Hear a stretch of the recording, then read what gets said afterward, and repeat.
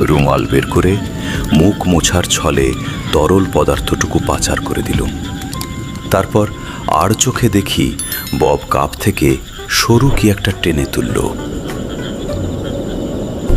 এটা কি শ্যামখোড়ো? ওটা ঘাস ফড়িং।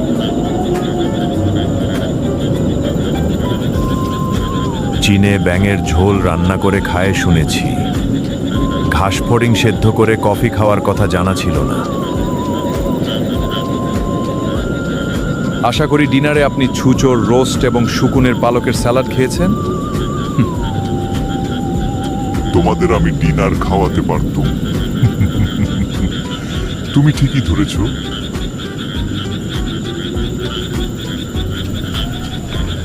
বাঁচা গেল।